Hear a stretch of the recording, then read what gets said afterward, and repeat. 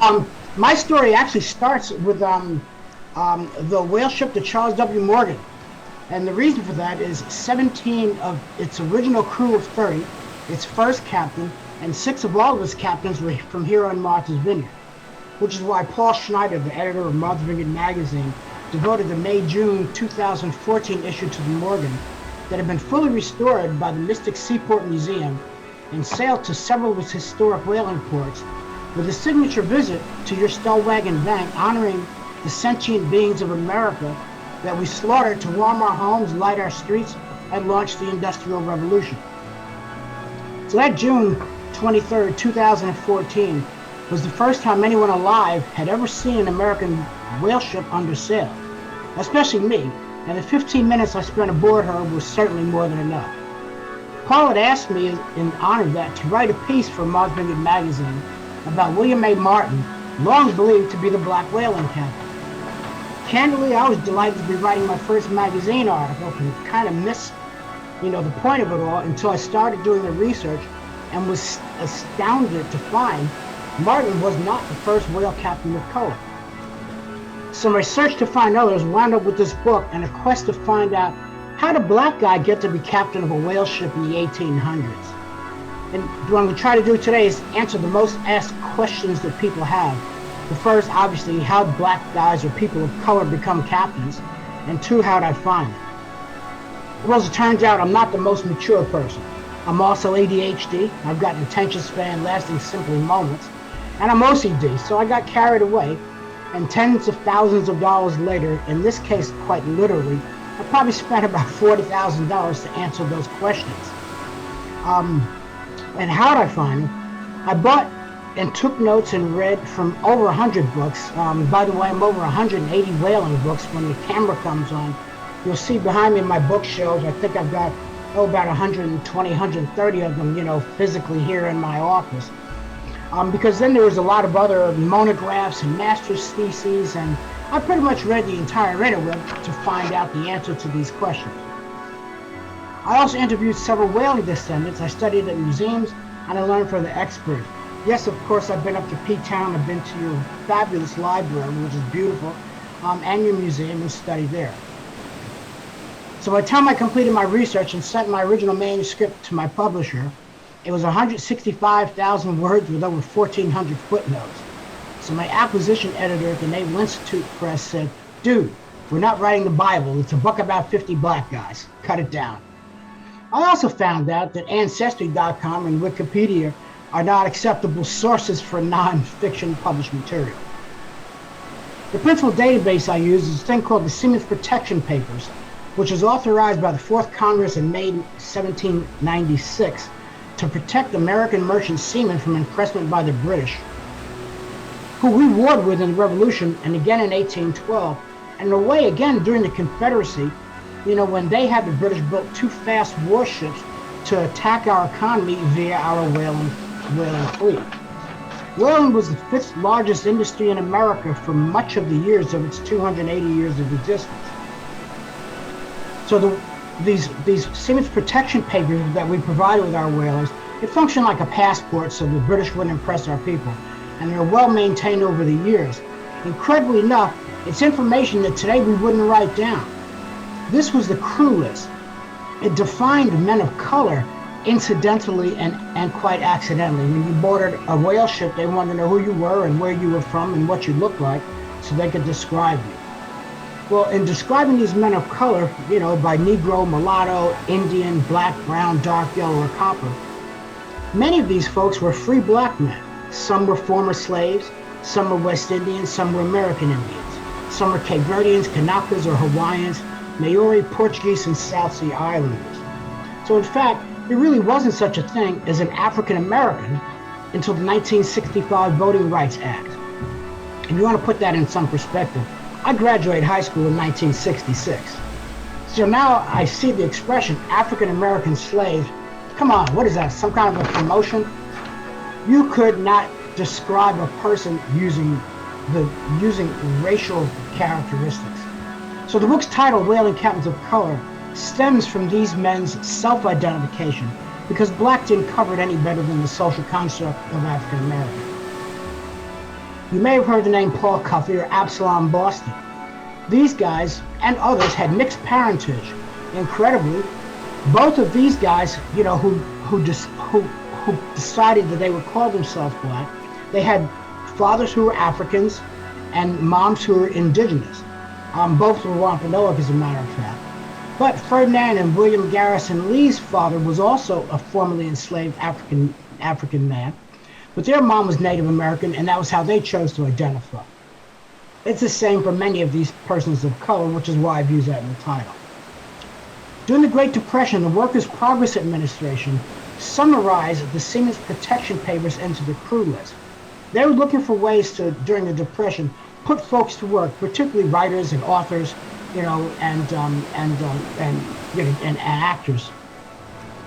So what they would do is to collate this information, describing these men into one document. Today we call that document the crew list generally, and it's now very, very refined, if not mechanized. The New Bedford Free Public Library actually has a 131-drawer card catalog with all the information about these men. Of course, I know that because I went there and I read every single one of those cards. Hundreds, some 100,000+ of them, as a matter of fact. In this 131-drawer card catalog has now been translated onto the internet. So if you'd like to find out if someone in your family, one of your ancestors was a whaler, you can go to whalingheritage.org, whalingheritage.org, and whalinghistory.org, and you can type that person's name in, and it will pop up immediately if it's available. So whaling, in summary, was a business pursued by 2,700 ships that took 15,913 different trips between 1715 and 1928. These trips averaged 3 to 4 years each. The longest, by the way, was 11 years and 10 months. And each of these was a separate business enterprise, meaning they had different investors, different management, and oftentimes different crew. Whaling wasn't quite the romantic story as Herman Melville's Moby Dick that few of us have actually read. Once upon a time, over here in Martha's Vineyard, we had what was called a wooden bridge of sighs, S-I-G-H-S, as it was called. And it was a wooden plank, and it led out to a house in the middle of the harbor. And the house was just a one-story structure that functioned as the lighthouse for Edgartown Harbor in those whaling years. Well, the night before his big whaling trip, this young, blonde, blue-haired young man would hold hands with his girlfriend, and they'd walk out to that lighthouse, and they'd wind up making out and talking about when he got back from his whaling trip, they'd be rich. They'd have the big, huge house with the black shutters lining the Edgartown Harbor like the many of them do today. There's still some of those remnants in Provincetown, as you know, many in New Bedford, and certainly on Nantucket as well. But he figured, that this was just a quick way to become a multi-millionaire. Well, as it turned out, by the time he reached that green buoy number 3 in Mutton Shoals, as we call it, he was probably sick as a dog and probably spent the rest of that week or 2 weeks, being seasick for the first time. And all he wanted to do was to get the hell off of that boat. Interestingly, the old Dartmouth Historical Society, which is the forerunner of the New Bedford Whaling Museum, which is led by a man named William A. Cropper, he chose to use a bronze sculpture of a muscled young blonde man like the one over there in Edgartown to represent the harpoon of a whaleboat and the statue outside the New Bedford Free Public Library. Now, of course, this is the times of Reconstruction, when the South, having lost the war, attempted to win the argument that it wasn't about slavery after all. In 1916, at the statue's dedication, it was stated, "Let us be done then forever with a deplorable blackwashing our past and deprecating old types of manhood. Let us rather idealize them." That's an early lesson in what folks are calling today critical race theory. Blackwashing our past. How ridiculous is that? Ironically, well, you can't see my cameras now. I have the old newspaper article from back then about when R.L. McLachlan, the person who was the model for that statue, had died. Just a few yards from that is a statue of former slave Lewis Temple, the blacksmith that developed Temple's toggle, that part of the harpoon that was the only technological improvement in whaling. Temple, of course, died from a fall in New Bedford one night. He died impoverished and in debt, never having obtained a patent for his invention. But there were thousands of them used over the years of the whaling industry. Here's a fun fact. A typical harpoon throw was 20 to 30 feet. Now, if you can imagine being that close to one of the largest creatures of the earth, who's now angry because you poked him with a sharpened stick. The Cape Verdean Claude Oliveira, who was a harpooner on the William A. Grosier, was the subject of a newspaper article years ago, Great Feat by Boat Steerer, that described the events leading up to this whale's capture, which is witnessed by a dozen men who can prove it, when his 42-foot toss became the record distance from a harpoon whale. So today, 8 years after beginning the book, I've yet to identify anything fun about whaling. 2,500 captains, 175,000 men, 30 to 40% of whom were men of color. Most, perhaps 90% of them, only went once in an industry where as many as 40% of crews deserted. Over 60% of the time the business endured, black people were enslaved and people of color were marginalized. But whaling created opportunity for them in an industry few wanted to work in, with the result of men of color taking trip after trip gaining experience. Now, we killed whales for over 100 years before we even learned they were mammals and not fish. Now, we even know that sperm whale meat has a laxative quality and shouldn't be eaten anyway. So how bad was whaling? Well, the business model was find the whale, kill it, cut it up, melt it down to oil, fill the hull, return home. The second most dangerous occupation after mining featured boredom, cannibalism, inadequate clothing, desertion, disease, poor food, odors from hell, bad and inexperienced management, barbaric medical care, mutiny, parsimonious owners, poor pay, piracy, cramped quarters, vermin infestation, frightening weather, and a few times whales are brought back. Not as many, though, as you would think. You spent most of those 3.5 to 4 years aboard that ship with your personal space the size of the back seat of your SUV. You got used to being covered with roaches at night because they ate the bed bugs, and you didn't mind. You used ammonia. Used the urine to clean your clothes because the ammonia cut through the grease. And of course, the discipline by omniscient captains allowed them to flog you until 1850 when it was out. So 950 captains were replaced over this period of time, 71 as a result of mutinies, and there's only 48 known captains killed by whales, and only 7 ships attacked by whales that we know of. Yet, we killed about 300,000 whales from 1804 to 1931, worth about $10 billion. First known captain of color, Paul Cuffey, was born in 1759. He was captured by the British in 1776, and he was captain of his own ship in 1792. If you consider those dates, slavery was outlawed on Nantucket in 1775 and Massachusetts in 1783.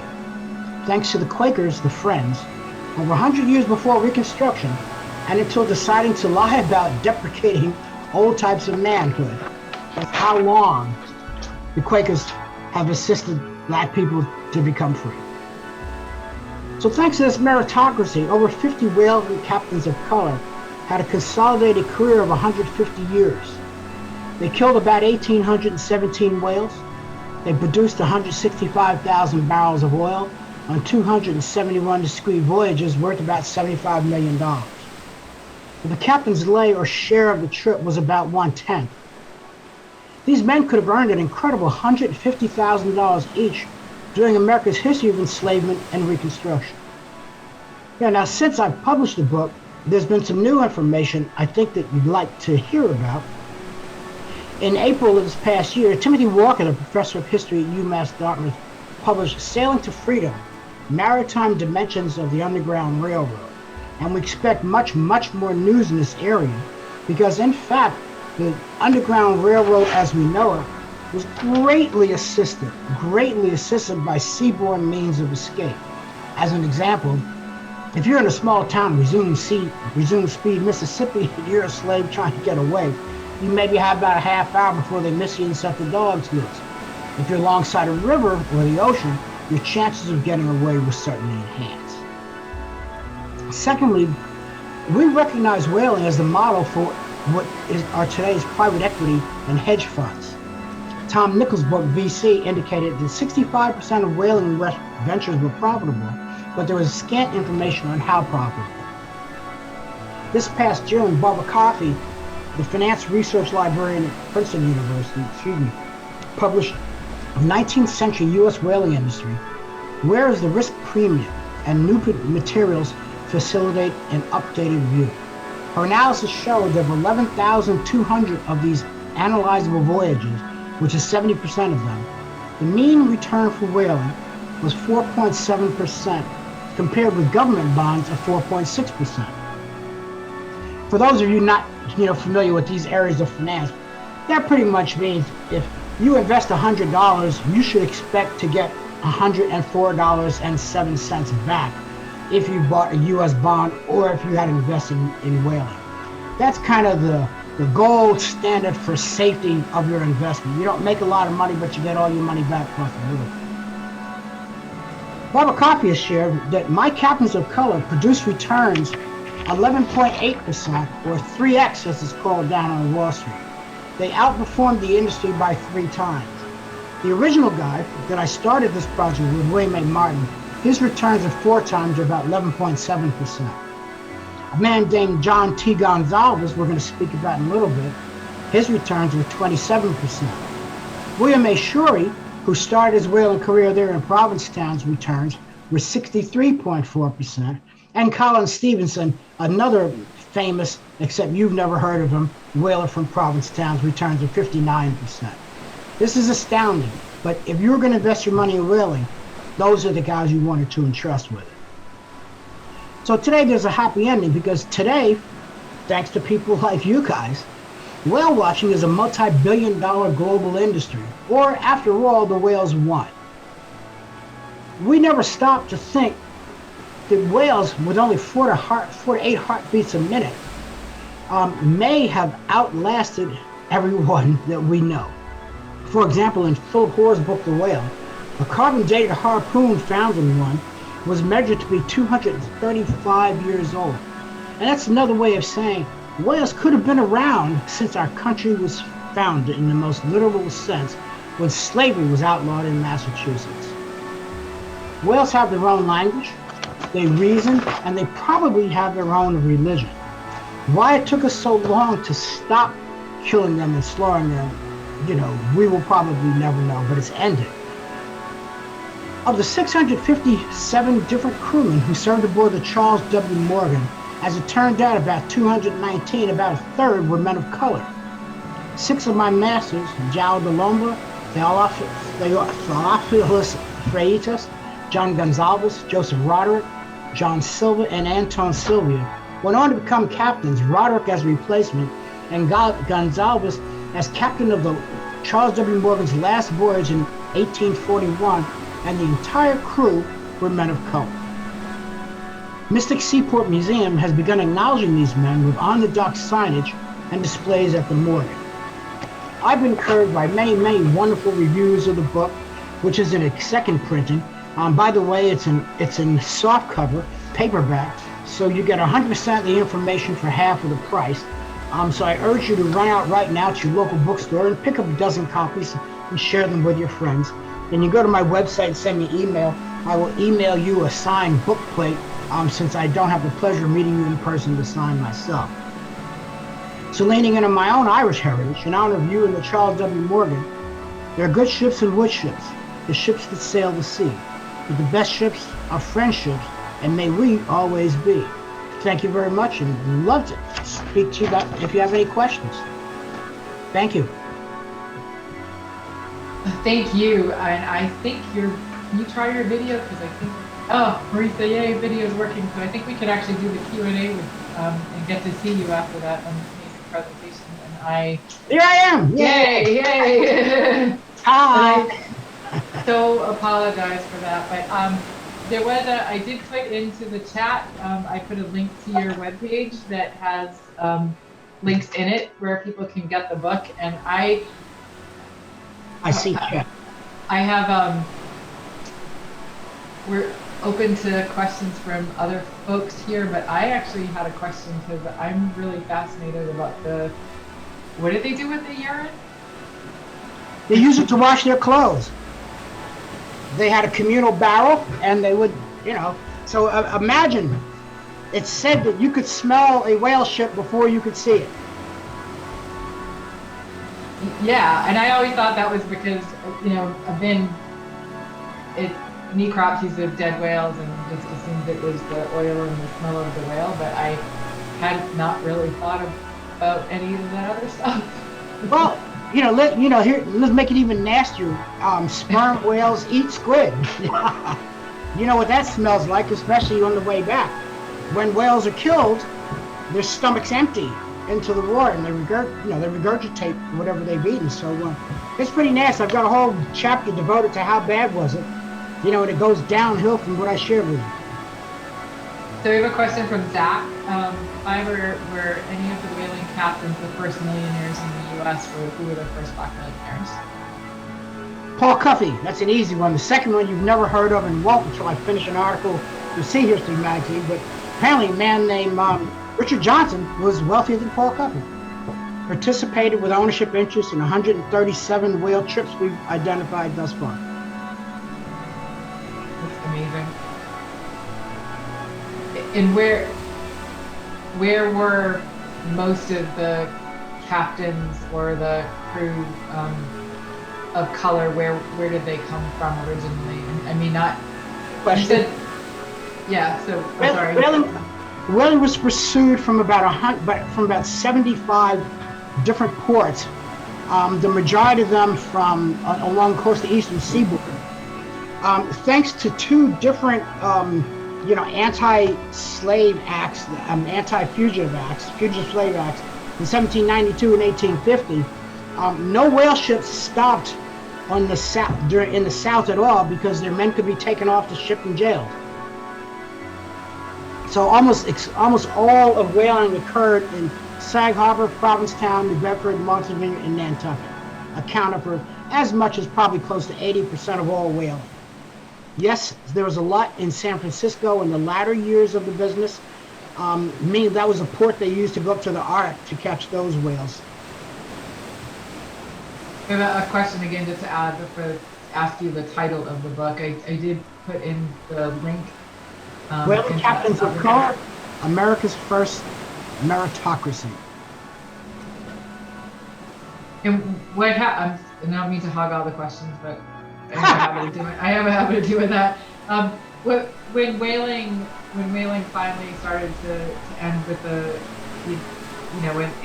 our area, what happened to the captains of color and the crew of color versus the captains and the crew who were white? Did they both have equal access to other positions, or were there issues there? No.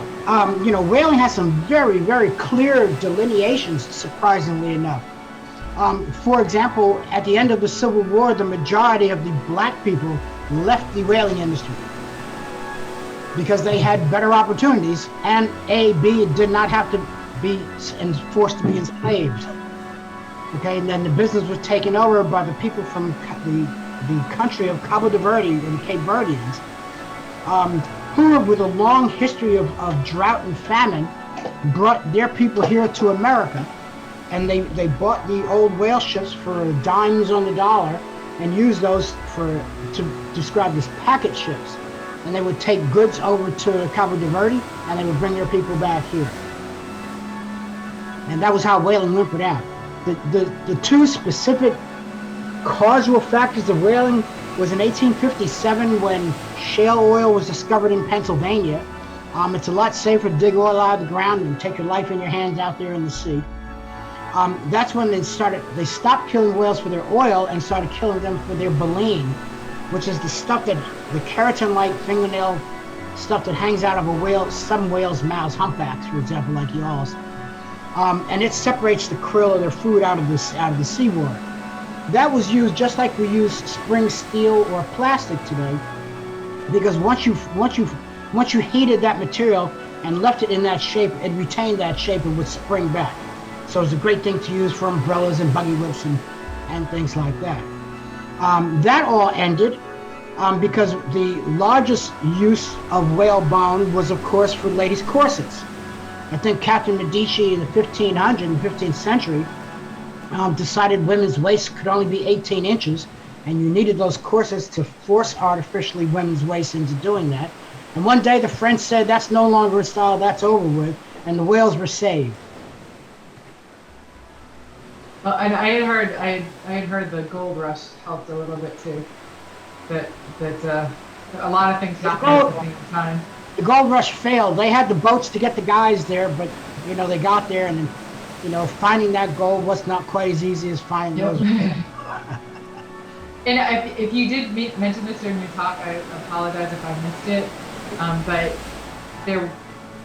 if I recall correctly, it was a crew member of color who invented the toggle harpoon.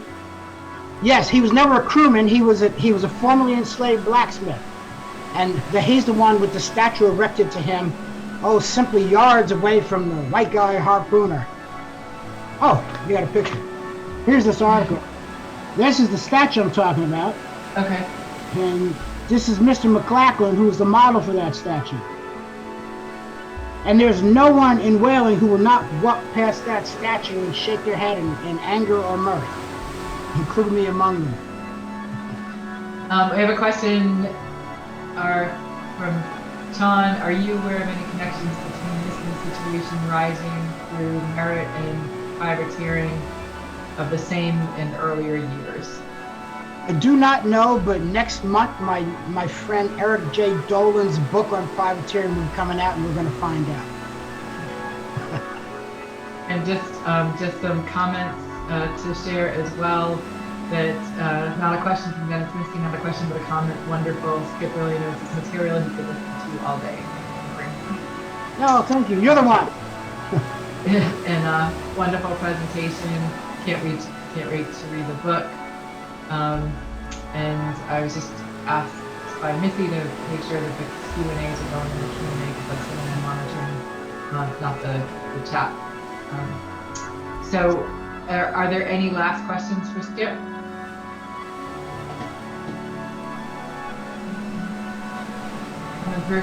Thank you. So I sincerely apologize for the video issue. There's one question you didn't ask me. Have I ever seen the whale? That's a great question. All right, my daughter had bought me a trip, for whale watch year before last. Thanks to COVID, I was reluctant to do it, so I passed on the opportunity. But yes, years ago, fishing for sailfish off the coast, about 15 miles off the coast of Acapulco, I did see my first and only whale, come up and go down. And I experienced the same sensations that you did. And even now, just thinking about it, still remember that, and I'll never forget. That's awesome. Well, there are, I know more so on the south side of Nantucket than the vineyard, but there were dolphins in Martha's Vineyard in one of the harbors last summer. Yeah. And dolphins are small whales, so they count if you've seen them. And I know off Cisco Beach, they do sometimes get to see them off the beach there. But we would absolutely welcome to get you out on a whale watch anytime you want to. So if you come over to the mainland, we will make arrangements to make sure you get out. Love P-Town. Thank you very much. Thank you so much. Much appreciated. Bye, Skip. Okay, bye-bye.